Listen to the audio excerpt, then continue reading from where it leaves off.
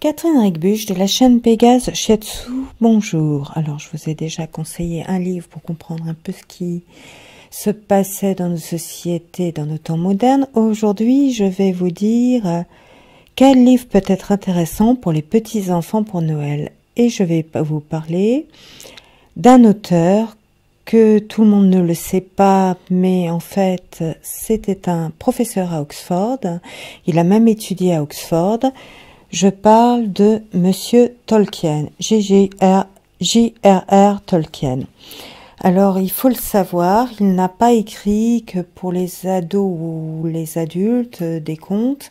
Et le conte est un matériel intéressant puisque, en fait, derrière les contes, il y a toutes les leçons que l'on doit apprendre. Donc, le conte est quelque chose qui, quand il est bien écrit, est très éducatif. Et donc, Tolkien, quand il écrit de la fantaisie, non, ce n'est pas de la mauvaise science-fiction fait plus ou moins en fantaisie pour donner l'air d'eux.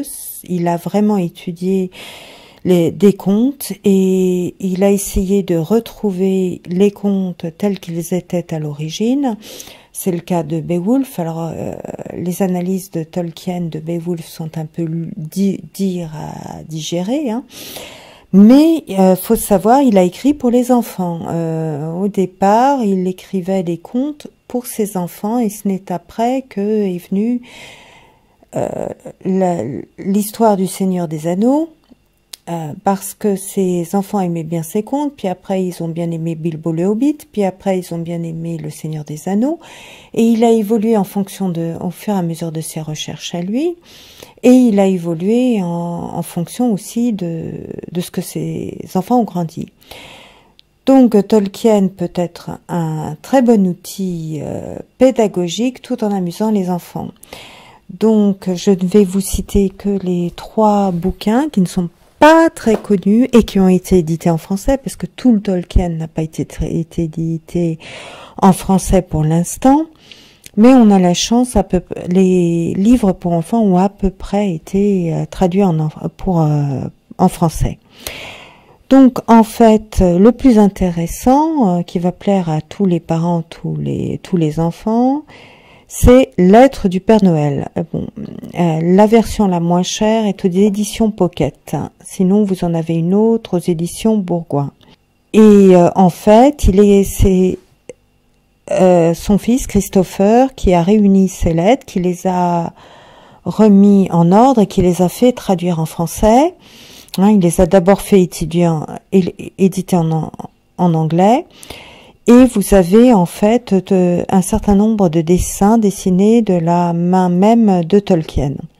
Et donc, il écrivait tous les ans une lettre à ses enfants de la part du Père Noël, parce qu'il avait conscience du rôle que jouait le Père Noël pour les enfants. Et donc, ses enfants écrivaient une lettre au Père Noël, et le Père Noël répondait, et il écrivait tous ces déboires qui lui étaient arrivés, comment l'ours qui devait lui donner un coup de main, l'ours polaire, faisait des bêtises, comment il a été attaqué par les trolls, et donc il y a tout un tas de déboires au fur et à mesure des années dans les différentes lettres.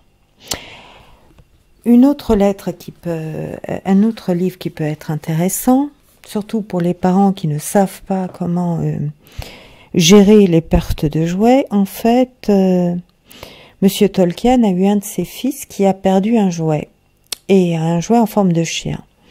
Et son fils s'était vite attaché à ce jouet, et avec ses autres enfants, ils l'ont cherché partout, ils l'ont jamais retrouvé. Et donc, il a imaginé un conte qui expliquait qu'en fait, à l'origine, le jouet, en fait, c'était un véritable chiot, et qu'il était devenu jouet par accident parce qu'il avait vexé un magicien. Et après, vous voyez tous les déboires de ce jouet pour redevenir un vrai chien.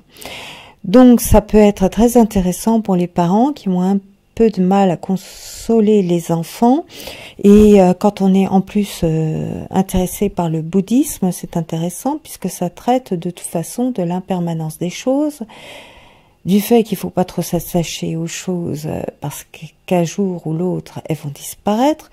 Donc ça permet de l'expliquer gentiment aux enfants.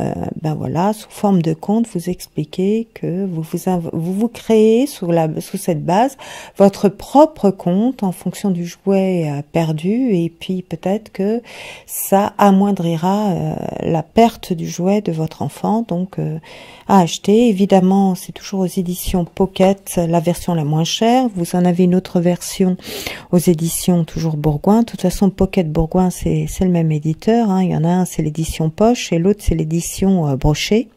C'est tout. Donc 6,70 € en Pocket, un peu moins si vous allez chez Leclerc, puisqu'ils font tous, ils font une réduction pareil. 8,40 € pour les lettres du Père Noël aux éditions Pocket.